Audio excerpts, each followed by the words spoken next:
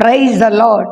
ஆண்டவராகிய இயேசு கிறிஸ்துவின் நாமத்தில் உங்களுக்கு என் அன்பின் வாழ்த்துதலை தெரிவித்துக் கொள்கிறேன்.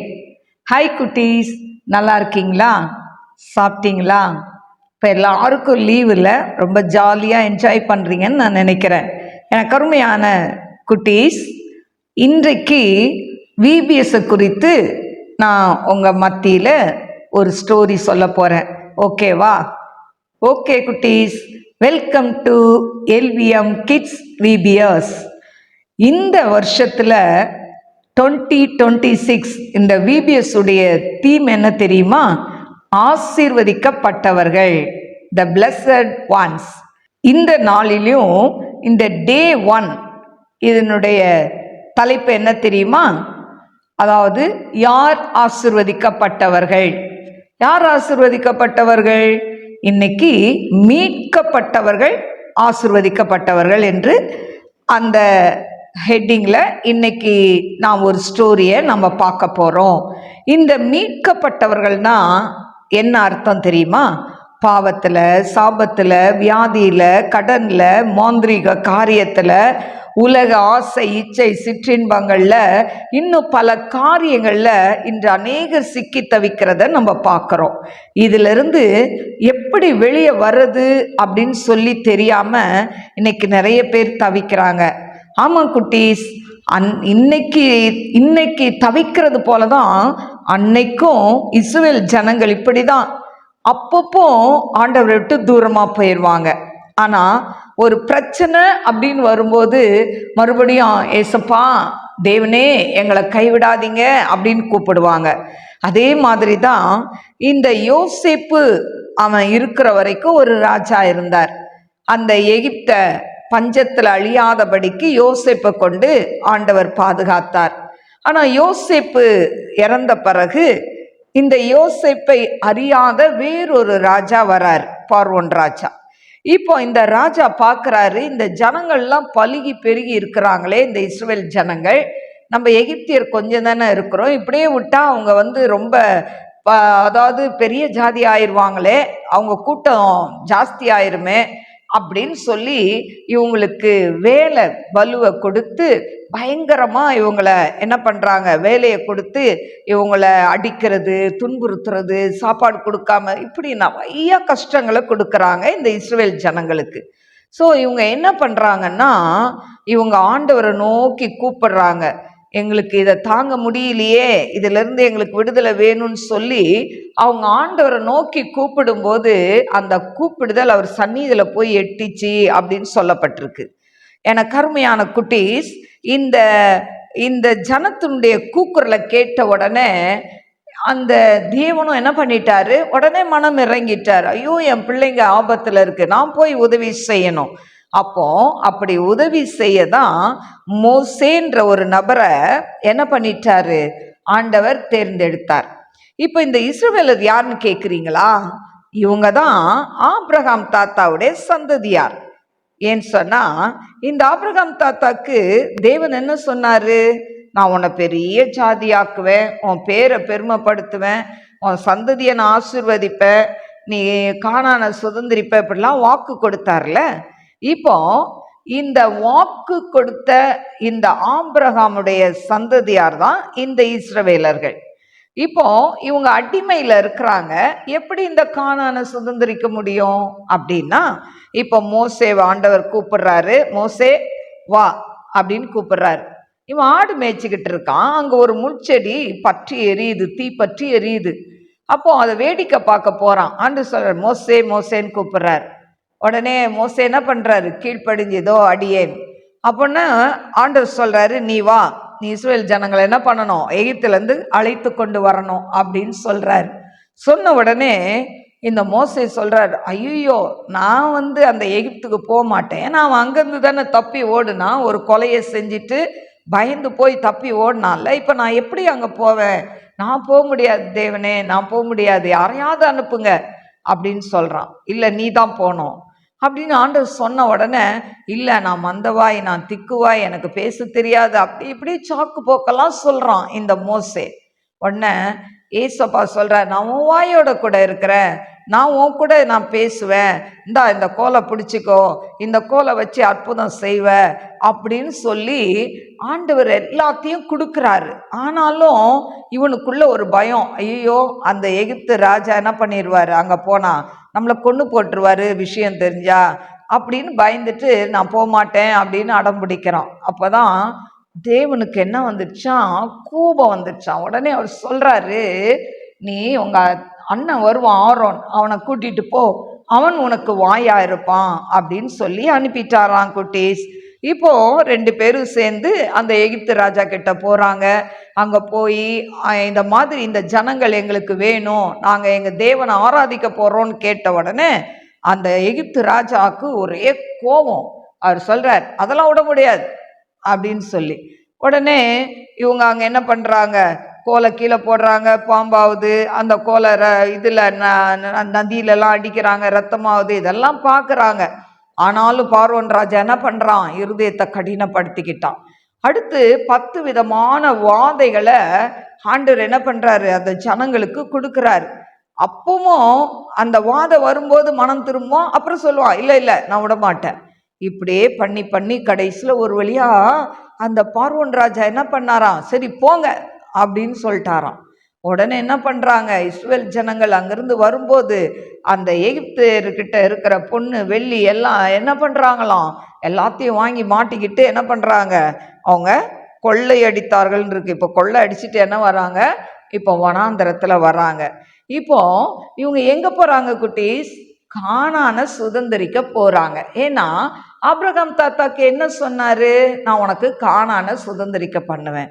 இப்ப எல்லாரும் கானானுக்கு பயணம் போறாங்க, நம்மளும் போலாமா? பாருங்க, இப்படி கானானுக்கு போகும்போது வழியில நிறைய நாடுகள் வருது, தேசங்கள் வருது. அங்க இருக்கிற ராஜாக்கள்லாம் இவங்களுக்கு வழி விட மாட்டேன் அப்படின்னு சொல்றாங்க. ஏன்னா அவங்க நாட்டு வழியாக தான் போகணும். போகும்போது சிலர் சொல்லுவாங்க, சரி போய்க்கோங்க அப்படின்வாங்க. சில ராஜாக்கள் போக விடாம இவங்க கிட்ட சண்டை போடுவாங்க. இப்போ சண்டை போடும்போது இவங்களும் என்ன பண்ணுவாங்க, இவங்களும் நல்லா ஃபைட் பண்ணி இவங்க ஜெயிச்சிருவாங்க. ஏன் தெரியுமா குட்டீஸ், இவங்களோட கூட கர்த்தர் இருந்தார், இவங்களோட தேவன் இருந்தார். இஸ்ரவேல் ஜனங்களோட தேவன் இருந்ததுனால இவங்க பலம்லாம் ஒன்றுமே கிடையாது. இவங்க கூட தேவன் இருந்ததுனால இவங்க நல்லா ஃபைட் பண்ணுறாங்க, ஜெயிச்சிட்றாங்க யுத்தத்தில். இப்படி ஜெயிச்சு ஜெயிச்சு இவங்க வரும்போது இவங்கள பார்த்தாலே சிலருக்கு பயம், ஐயோ இந்த ஜனங்களாப்பா நம்மளை அழிச்சிருவாங்க அப்படின்னு சொல்லி. இப்படி இவங்க ஒரு தேசத்துக்கு வராங்க, அதுதான் மோவாப் தேசம். பாருங்க, இந்த மோவாப் தேசத்துல ராஜாவா இருந்தது யாருன்னா பாலாக்ன்ற ஒரு ராஜா இருந்தானா. பாருங்க, இந்த பாலாக்கு ராஜாக்கு இந்த இஸ்ரவேல் ஜனங்கள், ஐயோ நம்ம தேசத்துக்குள்ள இவங்க வந்துட்டாங்களே, இவங்களை நம்ம ஜெயிக்க முடியாதே, இவங்க கடந்து வர தேசத்துல எல்லாம் ராஜாக்களை எல்லாம் என்ன பண்றாங்க, ஜெயிச்சுட்டு வராங்களே, அப்போ நம்மளும் சண்டை போட்டா என்ன பண்ணுவோம், தோத்துருவோமே, என்ன செய்ய அப்படின்னு இந்த பாலாக் ராஜாக்கு ஒண்ணுமே புரியல, பயப்படுறான். பயந்துட்டு சரி நம்ம ஒரு ஐடியா பண்ணலாம் அப்படின்னு சொல்லி அவன் என்ன பண்றான் தெரியுமா, பிலியாம் என்கிற ஒரு குறி சொல்கிற ஒரு மனுஷனை தேடி போறாங்க. இப்போ இந்த பிலியாம் கிட்ட என்ன பண்றாங்கன்னா நிறைய வெகுமதியெல்லாம் கொடுத்து அனுப்புறாங்க. கொடுத்து அனுப்பி இந்த பிலியாம என்ன சொல்றாங்க, நீங்க கட்டாயம் என்ன பண்ணணும், எங்க தேசத்துக்கு வந்து இந்த ஜனங்களை பாருங்க, இந்த இஸ்ரவேல் ஜனங்களை சபிக்கணும் அப்படின்னு சொல்லி கூப்பிடுறாங்க. அப்போ இந்த கூப்பிடும்போது, ஏன்னா இந்த பிலியாம் வந்து யாரை ஆசிர்வதிக்கணும்னு ஜெபம் பண்றாரோ ஆசிர்வதிப்பாராம், யாரை சபிச்சிட்டாங்கன்னா அந்த ஜனங்கள் சபிக்கப்படுவாங்களாம். இதை தெரிஞ்சுக்கிட்டு இப்போ பிலியாம் கிட்ட என்ன பண்றாங்க, நிறைய வெகுமதிகள்லாம் கொடுத்து பணம்லாம் கொடுத்து மூப்பர்களையெல்லாம் அனுப்புறாரு இந்த பாலாக் ராஜா. இப்போ வந்த உடனே இவர் சொல்றாரு, பிலியாம் நீங்க இன்று ராத்திரி இங்க இருங்க, ஆண்டவர் என்ன சொல்றாருன்னு கேட்டுட்டு நான் சொல்றேன் அப்படின்னு சொன்ன உடனே ஆண்டவர் ராத்திரியில பிலியாம் கூட பேசுறாராம். என்ன பேசினாரு, இவங்கெல்லாம் யாரு, இவங்கெல்லாம் என்னை கூப்பிட வந்திருக்காங்க, நான் தான் நீங்க என்ன சொல்றீங்கன்னு கேட்கறதுக்காக வெயிட் பண்ண வச்சிருக்கேன் அப்படின்னு சொல்லிட்டு சொல்லும்போது ஆண்டவர் சொல்றாரு, நீ போகாத, அவர்களை சபிக்காத, அவர்கள் ஆசீர்வதிக்கப்பட்டவர்கள். பார்த்தீங்களா, நம்ம ஆண்டவருடைய பிள்ளைகளா இருந்தா நம்மளை யாரும் சபிக்க முடியாது. அல்லேலூயா.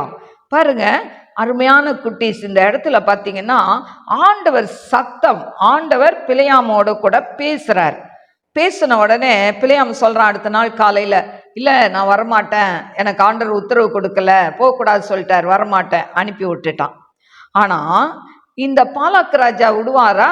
திரும்ப என்ன பண்றாரு, இன்னும் நிறைய வெகுமதிகளை கொடுத்து என்ன பண்றாரு, கட்டாயம் நீங்க வந்துதான் ஆகணும் அப்படின்னு சொல்றாரு. இப்படி சொன்ன உடனே இந்த பாலாக்கு ராஜா என்ன பண்றாரு, சரி இன்னைக்கும் நீங்க இங்க தங்கி இருங்க, ஆண்டவர் என்ன சொல்றாரோ அதை கேட்டு நான் என்ன பண்றேன், உங்க கூட வருவேன் அப்படின்னு சொல்றார். இப்போ 2வது முறையும் போய் ஆண்டவர்கிட்ட கேட்கிறார், இவங்க வந்திருக்காங்களே நான் போலாமா வேண்டாமான்னு கேட்கிறார். கேட்கும்போது ஆண்டவர் சொல்றாரு, நீ போ, ஆனா நான் சொன்னதை மட்டும்தான் நீ சொல்லணும், வேற எதுவும் சொல்லக்கூடாது அப்படின்னு ஆண்டவர் ஸ்ட்ரிக்டா ஒரு ஆர்டர் போடுறாரு. உடனே சரி எப்படியோ உத்தரவு கிடைச்சிருச்சு போலாம் அப்படின்னு சொல்லி ஜாலியா பிலேயாம் கிளம்புறான். எனக்கு அருமையான குட்டீஸ், ஆண்டவர் ஒரு தடவை நம்மளோடு இதை செய்யாத, இன்னைக்கு ஆண்டவர் சொல்வாரு, என்ன சொல்வாரு, நீ சினிமா பார்க்காத, இதெல்லாம் செய்யாத, இதெல்லாம் என்ன பண்ணக்கூடாது, நீ செய்யக்கூடாது அப்படின்னு ஆண்டவர் நம்ம உள்ள இருந்து பேசுவார். பேசும்போது நம்ம என்ன பண்ணணும், அந்த சத்தத்துக்கு கீழ்ப்படினோம். இல்லை ஆண்டவரே, இன்னைக்கு ஒரு நாள் சினிமா பார்த்துக்கிறேன் ஆண்டவரே, நாளைக்கு என்ன பண்ணுறேன், ஜோம் பண்ணுறேன், இன்னைக்கு ஒரு நாள் மட்டும் இது சூப்பர் சினிமா, அதனால இதை மட்டும் பார்த்துக்கிறேன் அப்படின்னு நம்ம கேட்டோம்னா ஆண்டவர் என்ன சொல்வார், சரி சரி போ. ஆனால் போன்னு சொன்னவர் சும்மா இருப்பாரா?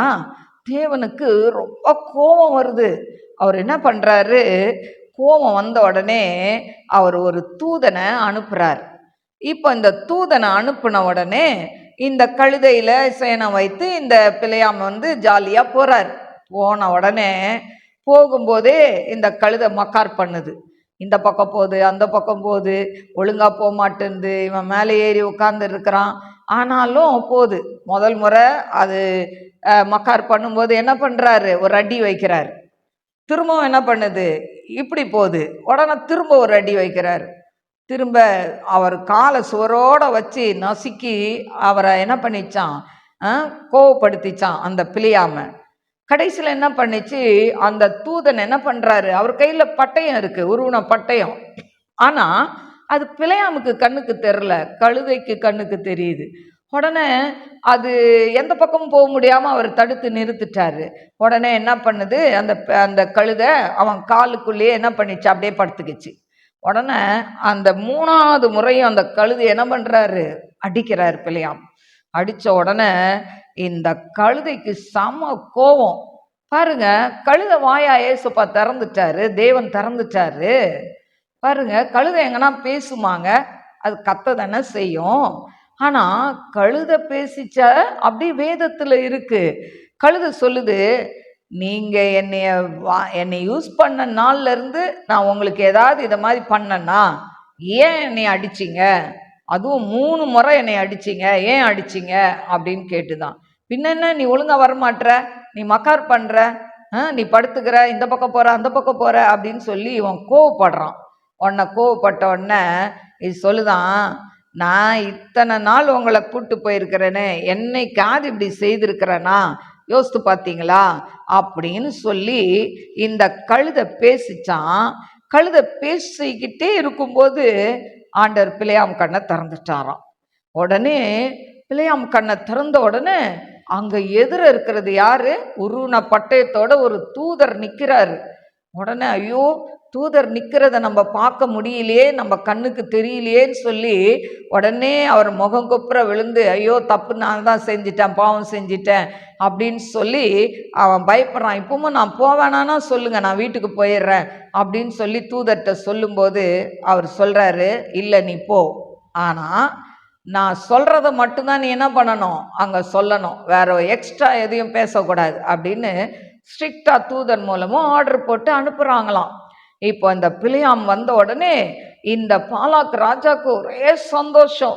ஐயோ, நீங்க சொல்லியிருந்தா நாங்க தடபுடலா வரவேற்றிருப்போமே அப்படின்னு சொல்லும்போது இந்த பிலேயாம் ஒரு வார்த்தை சொல்றான். என்ன சொல்றான், நான் எதையும் பேச முடியாது, கர்த்தர் எதை சொல்றாரோ அதை தான் நான் சொல்லுவேன் அப்படின்னு சொல்லிட்டான் முதலே. இப்போ சரி சரி வா, நீ வந்ததே பெருசு வா அப்படின்னு சொல்லி இந்த பாலாக் ராஜா கூட்டிட்டு போறார்.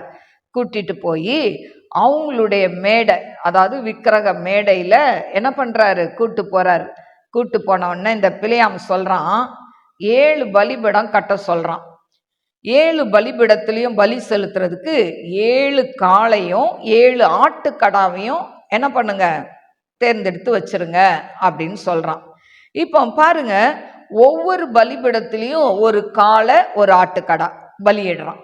இப்போ பலியிட்டு முதல் பலியிடுறான். பலியிட்டுட்டு அந்த பலியிடுற இடத்துல இந்த ராஜாவை, பாலாக் ராஜா, நீங்க இங்கே நில்லுங்க, நான் அப்படி போய் என் ஆண்டவர் என்ன சொல்றாருன்னு கேட்டுட்டு வரேன் அப்படின்ட்டு தூரமா போய் ஒரு மேட்டில் ஏறி நிற்கிறான். அப்போ ஆண்டவர் சொல்றாரு, நீ என்ன பண்ணு, நான் சொல்றத நீ செய் அப்படின்னு சொல்லிட்டு, தேவன் சபிக்காதவனை நான் சபிப்பது எப்படி, கர்த்தர் வெறுக்காதவனை நான் வெறுப்பது எப்படி அப்படின்னு நீ போய் அந்த ராஜாட்ட சொல்லு. சொல்லிட்டு, இந்த ஜனங்கள் யாரோடும் கலவ மாட்டாங்க, தனித்து வாசம் பண்ணுகிறவர்கள், இவர்களை நான் ஆசீர்வதிச்சு வச்சிருக்கிறேன், இவர்களுக்கு நீ ஒன்றும் சாபம் சொல்ல முடியாது அப்படின்னு ஆண்டவர் சொல்றார். உடனே இவங்களை ஆசீர்வதிச்சு அவன் என்ன பண்றான், அந்த இடத்துல இஸ்ரேல் ஜனங்களை ஆசீர்வதிக்கிறான். இப்போ ஃபர்ஸ்ட் ஒரு பலிபீடம் கட்டி இது முடிஞ்சுது. இது இப்போமே என்ன ஆகுது, பாலாக்குக்கு கோபம் வருது.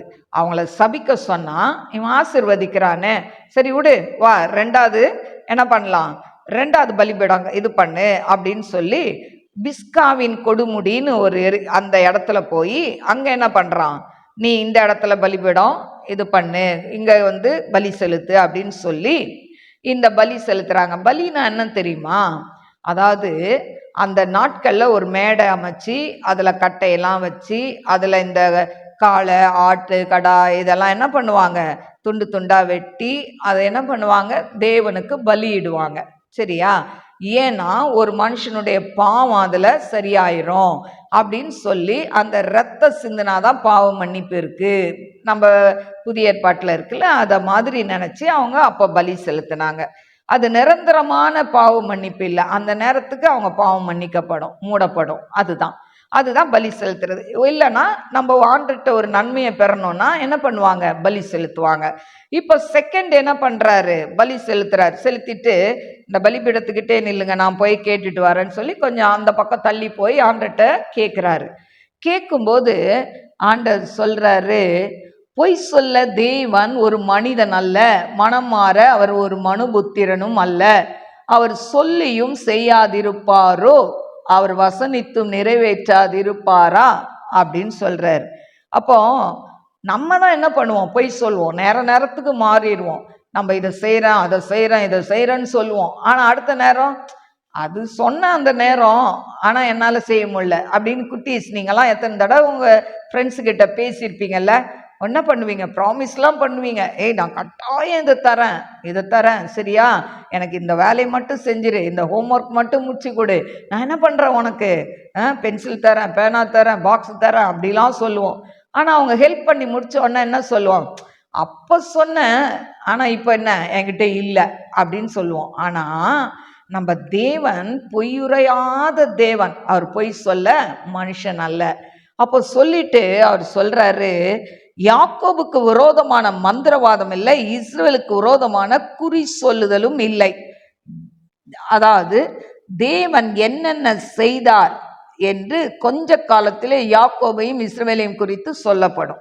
அப்போ இந்த யாக்கோபுனா யாரு, இஸ்ரவேலர் தான். இஸ்ரவேல், அவன் முதல் யாக்கோபா இருந்தான், அவன் பேர் மாற்றப்பட்டு இஸ்ரவேல் என்று சொல்லி வைக்கப்பட்டது. சரியா, இப்போ நீ யாக்கோபுக்கு விரோதமா என்ன பண்ண முடியாது, நீ ஒன்றும் செய்ய முடியாது, மந்திரம் செய்ய முடியாது. இஸ்ரவேலுக்கு விரோதமா குறி கூட சொல்ல முடியாது. இப்போ குறி சொல்றவங்கள தான் கூப்பிட்டு வந்திருக்கான், இப்போ குறி சொல்லக்கூட முடியாது அப்படின்னு சொல்லிட்டு இவன் சொல்லிட்டு இஸ்ரவேல் ஜனங்களை என்ன பண்றான், ஆசீர்வதிக்கிறான்.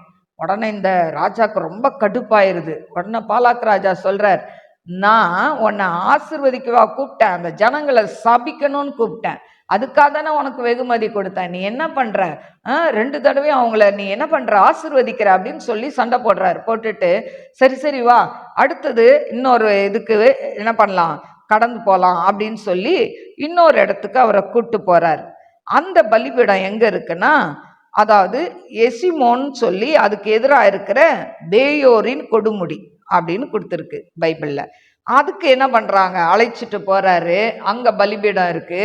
அதுல ஒரு காளையையும் ஒரு ஆட்டுக்கடாவையும் பலியிடுறான். பலியிட்டுட்டு சொல்றான், நீங்க இங்கே இருங்க ராஜா, நான் அங்க போய் நான் ஆண்டவர் என்ன சொல்றாருன்னு கேட்டுட்டு வரேன் அப்படின்னு சொல்லிட்டு என்ன பண்ணிட்டான், இவரை விட்டுட்டு அந்த பக்கம் போயிட்டான்.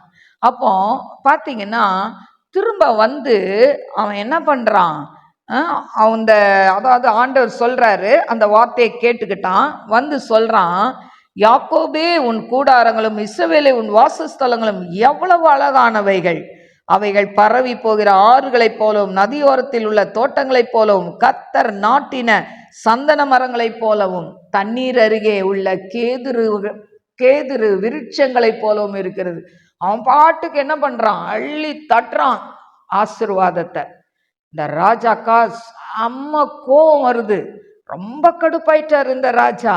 உடனே என்ன பண்றாரு, நீ போதும் போதும், அவங்கள நான் சபிக்க சொன்ன நீ ஆசீர்வதிக்கிறியா, நீ வா, நான் உன்னை தலையை எடுக்கிறதுக்குள்ள இந்த இடத்த விட்டு என் கண் முன்னால் வந்து ஓடி போயிரு அப்படின்னு சொல்லி அந்த பாலாக் ராஜா என்ன பண்ணாங்க தெரியுமா குட்டீஸ், இந்த பிழையாம துரத்தி அடிச்சிட்டாங்க. பார்த்தீங்களா, இவர் என்ன பண்ணிட்டாரு, அப்புறம் அவர் இடத்துக்கு போயிட்டாரு. இந்த பாலாக் என்ன பண்ணிட்டான், அவன் தேசத்துக்கு போயிட்டான். எனக்கு அருமையான குட்டீஸ், இந்த கதையில அதாவது என்ன தீம் தெரியுமா, நம்ம முதல் நான் சொன்னல, இந்த கதையினுடைய ஹெட்டிங் என்ன சொன்னேன், அதாவது யார் ஆசீர்வதிக்கப்பட்டவர்கள், மீட்கப்பட்டவர்கள். அப்போ இன்னைக்கு இஸ்ரவேல் ஜனங்களை எகிப்தின் அடிமைத்தனத்திலிருந்து மீட்டு அவங்க என்ன பண்றாங்க, இவங்க அந்த கானான் தேசத்துக்கு இவங்க பயணம் போறாங்க. இப்படி போகும்போது தான் எல்லா ராஜாவும் குறுக்கிடுறாங்க, இந்த பாலாக்கும் அதுல ஒண்ணு. சரியா, இப்போ இஸ்ரவேல் ஜனங்கள் ஆண்டவர் நேசித்ததுனால, அவங்க மீட்கப்பட்ட ஜனங்களா இருந்ததுனால, அவங்களோடு தேவன் இருந்ததுனால அவங்க எல்லா யுத்தத்திலையும் ஜெயித்தாங்க. இன்னைக்கும் நீ மீட்கப்பட்டு உன் பாவத்திலிருந்து சாபத்திலிருந்து மீட்கப்பட்டு ஆண்டவரை சொந்த இரட்சகராய் ஏற்றுக்கொண்டு அவர் இரத்தத்தால நீ கழுவப்பட்டு நீ மீட்கப்பட்ட பிள்ளையாய் இருந்தா நிச்சயமாய் இந்த இஸ்ரவேல் ஜனங்களை ஆசீர்வதித்தது போல குட்டீஸ் இன்றைக்கு உங்களையும் உங்க குடும்பம் உங்க தாய் தகப்பன் எல்லாரையும் நிச்சயமாய் ஆசீர்வதிப்பார். அப்போ நீங்க என்ன பண்ணணும், ஆண்டவருடைய பிள்ளைகளாய் இருக்கணும். இந்த பாவத்தெல்லாம் விட்டு என்ன பண்ணணும், நீங்க தூரம் வரணும். வேண்டாத யூடியூப்ல பார்க்குற காரியங்களை விடணும். இதெல்லாம் விட்டு ஏசப்பா எனக்கு நீங்க வேணும் அப்படின்னு கேட்டு, நானும் மீட்கப்பட்டவர்கள் கூட்டத்தில் இருக்கணும், நானும் உம்முடைய பிள்ளையா இருக்கணும் நீ வாஞ்சித்தா நிச்சயமாய் ஏசப்பா உன் கூக்குரலை கேட்டு உன்னை மீட்கப்பட்டவர்கள் கூட்டத்தில் வச்சு உன்னை என்ன பண்ணுவாரு, ஆசீர்வதிப்பார். யார் உனக்கு சாபம் விட்டாலும் அது தங்காது. யார் உன்னை நீ நாசமா போவ அப்படி போவ எப்படி போவன்னு சொன்னா கூட ஒன்னும் சிரசில தங்காது. ஏன், நீ மீட்கப்பட்டவர்கள் கூட்டத்தில் இருக்கிற. கொஞ்சம் யோசித்து பாரு, இன்னைக்கு நீ ஆண்டவருடைய இரத்தத்தால கழுவப்பட்டு மீட்கப்பட்டவர்கள் கூட்டத்தில் இருக்கிறியா, இல்லாட்டா பிசாசின் கூட்டத்தில் இருக்கிறியா? சற்று யோசித்து பார். நீ ஆண்டவருக்கு இன்னைக்கு ஒப்பு கொடுப்பாயா உன் வாழ்க்கைய? கர்த்தர் நிச்சயமாய் குட்டீஸ் உங்க வாழ்க்கையில பெரிய காரியங்களை செய்வார். ஓகே குட்டீஸ், கதை எப்படி இருந்தது, உங்களுக்கு பிடிச்சிருந்ததா? சரி, இப்போ இன்னைக்குள்ள மனப்பாட வசனத்தை நான் உங்களுக்கு வாசிக்கிறேன். யாக்கோபே இஸ்ரவேலே இவைகளை நினை, நீ என் தாசன், நான் உன்னை உருவாக்கினேன். நீ என் தாசன் இஸ்ரவேலே, நீ என்னால் மறக்கப்படுவதில்லை. உன் மீறுதல்களை மேகத்தை போலவும் உன் பாவங்களை கார் மேகத்தை போலவும் அகற்றிவிட்டேன். என்னிடத்தில் திரும்பு, உன்னை நான் மீட்டு கொண்டேன். ஏசாயா 44, 21, 22. ஆம் குட்டீஸ், நீங்க இந்த வசனத்தை கேட்டீங்களா? ஆண்டவர் சொல்றாரு, நான் உன் பாவத்தெல்லாம் நான் மன்னிச்சிட்டேன், நீ என்கிட்ட திரும்பு, நான் உன்னை மீட்டு கொண்டேன்னு சொல்றார். அப்போ நீங்கெல்லாம் மீட்டு கொள்ளப்பட்டவர்கள் தானே? ஓகே குட்டீஸ், கதை நல்லா இருந்ததா? இந்த ஸ்டோரியை உங்கள் ஃப்ரெண்ட்ஸுக்கெல்லாம் அறிமுகப்படுத்துங்க.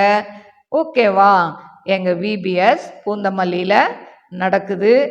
நீங்கள் யாரெல்லாம் இந்த பூந்தமல்லியை சுற்றி இருக்கிறீங்களோ, உங்களுக்கு ஆசைப்பட்டீங்கன்னா எங்கள் விபிஎஸ்க்கு நீங்கள் தாராளமாக வரலாம்.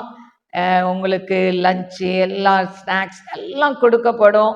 சூப்பர் ஸ்டோரி எல்லாமே இருக்கும். நீங்கள் வந்து பாருங்க. கர்த்தர் உங்களை ஆசீர்வதிப்பார். நாளைக்கு டே 2 மூலமாய் உங்களை நான் சந்திப்பேன். எங்கள் முகவரி 4A மகாலட்சுமி நகர், லக்ஷ்மிபுரம், பூந்தமல்லி, சென்னை 56. Contact number 9511343440. நீங்கள் வர விரும்பினால் மே 5ஆம் தேதி முதல் 9ஆம் தேதி வரை இந்த முகவரியில், அதாவது எல்விஎம் கிட்ஸ் விபிஎஸ் நடைபெறுகிறது என்பதை அன்புடன் தெரிவித்துக் கொள்கிறேன். நீங்கள் விருப்பப்பட்டவர்கள் கட்டாயம் இதில் வந்து நீங்கள் ஜாயின் பண்ணிக்கோங்க. கர்த்தர் உங்களை ஆசீர்வதிப்பார். God bless you. God bless you.